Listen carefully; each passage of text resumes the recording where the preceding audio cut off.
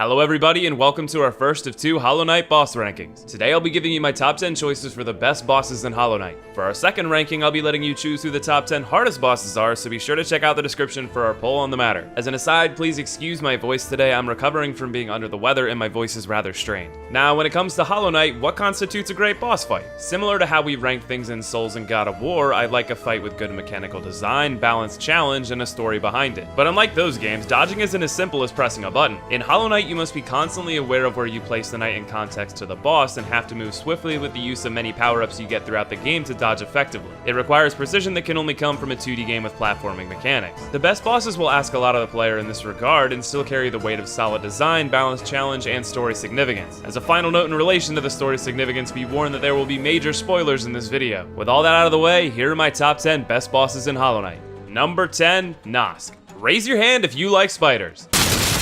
Alright, look, I'm not the biggest fan either, but I can't deny the creepy allure of a boss that disguises itself as you only to lure you into its lair to devour you like the monstrosity that it is. The lore even says that this guy would disguise himself as lost loved ones of his victims to lower their guard so he could kill them. That's fucked up. The fight itself hits exactly the right note of requiring precision from player placement. In fact, the boss is less about actively dodging attacks and more so getting out of his way. His defenses consist of charging at you, leaping around wildly, shooting a spray of infected blobs, and raining them down from the ceiling in a pattern that hunts you down. In between all this, you'll have to look for brief windows to attack. It can be quite challenging because the fight goes on for some time. And of course, in Hollow Knight, your healing is obtained by you hitting your foes for soul. With this soul, you can either use magic for an extra strong attack or heal, but your heal takes quite some time to pull off and requires you to be stationary. NOSK's attacks leave appropriately small windows for such downtime, and that really keeps you on your toes. Overall, I love the concept behind this fight. The mechanics are challenging but not overly so, and I'm happy to destroy this assbug's web of deceit to prevent him from claiming future victims.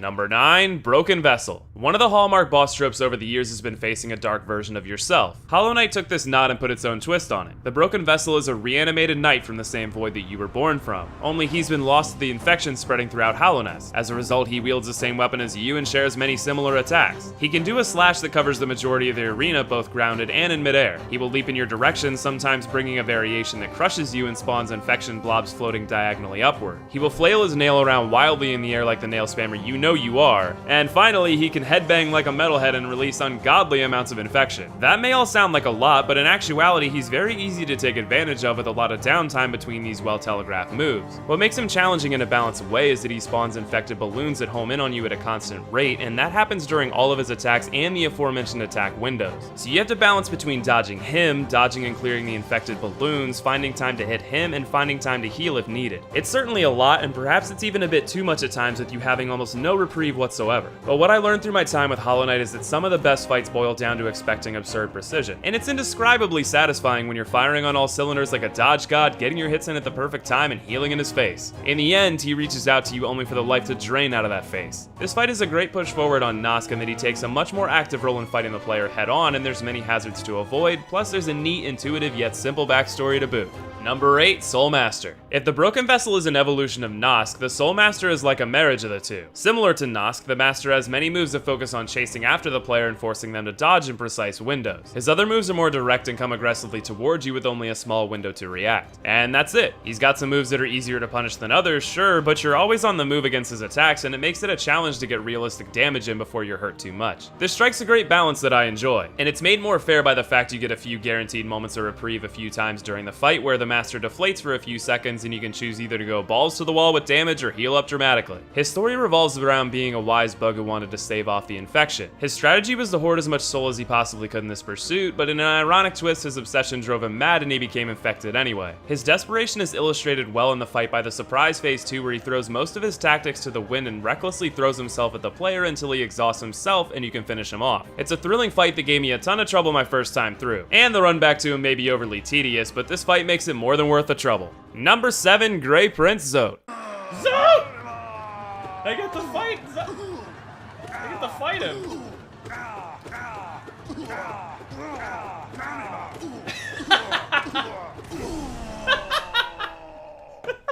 No, not that Zote. Bretta is a bug that has truly embraced the idea of her dreams being memes, because here comes terrifying, beautiful, powerful Grey Prince Zote. Throughout your journey, you have many encounters with this curmudgeon, regularly saving him from hilariously tame dangers, only for him to chastise you for doing so because he's mighty enough to handle himself. As you saw in the clip from my stream, Zote's reality is exaggerated. That's what makes the fight with Grey Prince Zote within Bretta's dream so hysterical. It makes perfect sense. Bretta is a self-conscious bug that only wants to admire those who pay attention to her, and Zote is her perfect match because he wants someone to fluff his ego. The fight itself is pretty cool and borrows a lot of mechanics from other fights, like the Soul Master for example, with the AoE shockwaves and charging attacks. Though it's pretty easy, you can actually continue fighting him 9 more times, during which he'll grow stronger and stronger. As you do though, you'll gradually taint Bretta's opinion of him, causing her to leave Zote to brag about his delusions of grandeur to nothing more than the passing wind. It's a fun fight, can be a great challenge if you subject yourself to the gauntlet of Zote, and is a phenomenal end to 2 NPCs arcs. Number 6, Hive Knight. Moving on from the wannabe knight to the true master of the art, we come to the boss of the Lifeblood DLC. Admittedly, this was the first boss in my playthrough that gave me significant trouble. In many ways, he's similar to the Broken Vessel. He's got attacks that pursue you and 2 attacks that will send projectiles your way, one of which is homing. The difference with the knight is that these projectiles aren't constant like the infected balloon, but what he loses in constant pressure from projectiles, he gains in attack recovery time and speed. This guy is damn relentless. For a new player, you may be tempted to heal, but you'll have to stick your soul in your damn pocket and get ready to dodge because he expects a lot out of you in terms of placement and preparedness. That said, it never felt frustrating, only like a rewarding challenge to overcome. Like the Soul Master, he does get stunned after a number of hits, which does at least give some guaranteed window for healing. It's like they stuffed all the good parts of the Broken Vessel and took nods from a few other bosses to make an unforgiving yet gratifying knight fight. Number 5, Hornet. Let's give it up for our Lady Knight. Throughout your journey, she goes from the point of resistance in this first boss fight to an ally in your final moments once you've proved yourself. To do that, you'll need to take her on at 2 separate locations, and both fights are an absolute thrill. She'll lunge at you from both ground and air, toss her nail from afar with her thread binding it, and keep you at a distance by swinging your thread wildly, be it on ground or in the air. In the second encounter, she'll gain the ability to parry you and place spike balls throughout the arena to restrict your movement, though you can and should destroy them to prevent this. Similar to the Hive Knight, she gives you little time to rest, though she does get stunned in the same manner after a number of hits. I think what pushes her above for me is twofold. If I had to choose, I like the idea of fighting a knight solely on their swordsmanship and not the projectiles they can use. Rather, she uses her own weapon as a projectile and places obstacles in your path herself. It's an extra wrinkle that I appreciate greatly, and I think it makes for the best iteration of this style of fight. Of course, her story is also excellent, but I'll be saving that tale for another time. Suffice it to say, she's a waifu to remember. Number 4, the Hollow Knight. Chances are you're surprised to see the final boss in most playthroughs not near the top spot. Typically, a final boss is vaulted near the top of any ranking with ease because the developer puts tons of thought into making the conclusion just right, and there's loads of story significance packed into those final moments. And truly, that's all there. The story is perfectly hitting its climax and the fight is designed pretty well, it's just that I think there are other bosses in the game that still have a great story and manage a bit better overall balance. This would be a good time to say that there's a reason we're not doing a top 10 worst bosses in Hollow Knight. Reason being, the overall boss quality in this game is spectacular. So these top 10 bosses aren't the schlubs that were left at the top of the shit heap, rather they're the crowning jewels atop a boss treasure trove. With that disclaimer out of the way, let's talk about the good of the Hollow Knight. The gravity of the fight is immense. The Hollow Knight was taken out of the abyss and raised by the Pale King. The King of Hallowness wanted to do everything in his power to stop the spread of the infection, so he subjected his son to being its vessel. Sadly, the Hollow Knight was not perfectly hollow, and the infection couldn't be contained completely within him, and he was sealed away as an imperfect solution.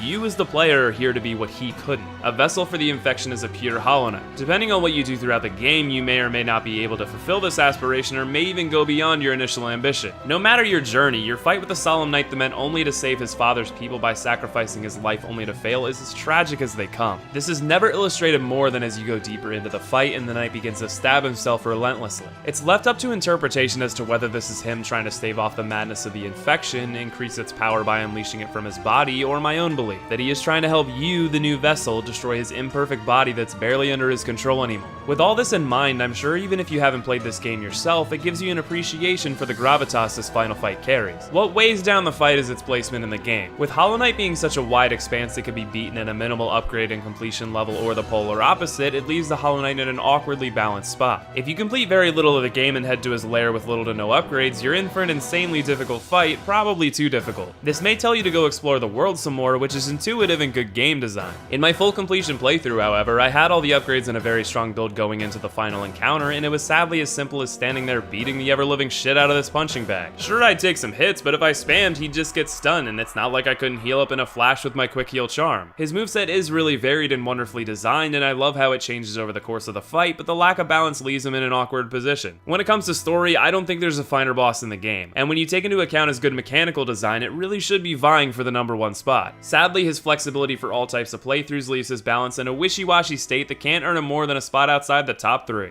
Number 3, Dung Defender. Please pardon the drastic change in tone, but there's really no way to segue from the harrowing tale of Hollow Knight's flawed savior to this shit-slinging goober. God, do I love this shit-slinging goober. This fight is as much an adrenaline-pumping battle that expects a lot out of the player as any other fight in the main game. He'll toss bouncing shit around and then bounce around himself for the heck of it. He'll burrow underground and unleash a shower of shit after zooming back and forth at Sonic speeds, making your heart race. He'll dive in and out of the ground like some sort of dookie dolphin, and he'll sometimes scream and do all of this at a more rapid pace, bringing the fight to a spectacular intensity level. At first glance, I thought this fight was merely a fun romp with a dung beetle, but it turns out there's more to it than meets the eye. He's actually an honorable knight who used to serve the Pale King. The only reason he even fights you is because he mistakes you for a husk of the abyss and wants to showcase his honor. Once you prove yourself in combat, he'll chill and shoot the shit with you. Proving yourself to get to that point is nothing short of immaculate.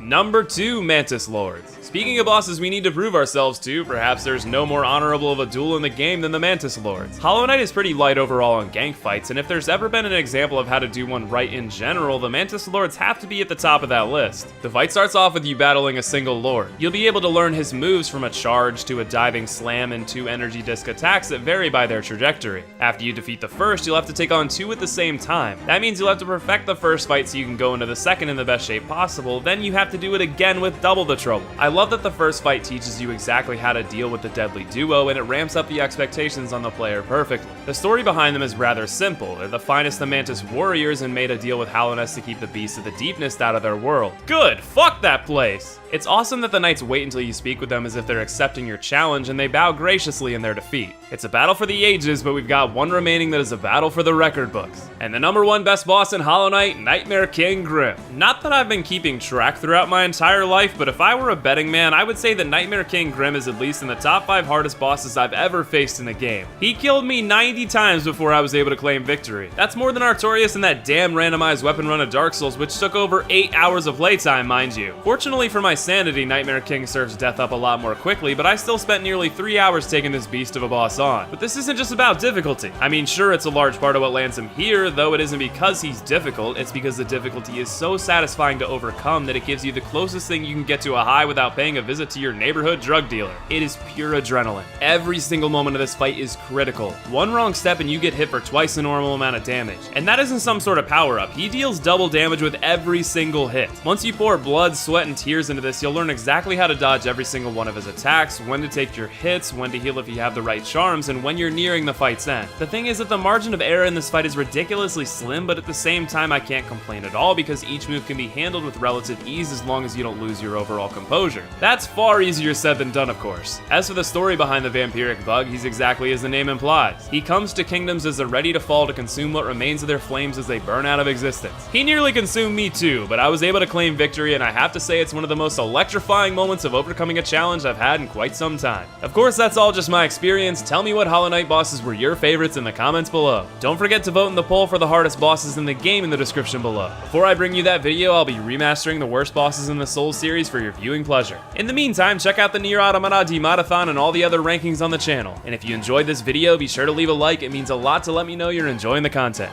And of course, thank you all for watching. Much love to you, and I'll see you in the next video.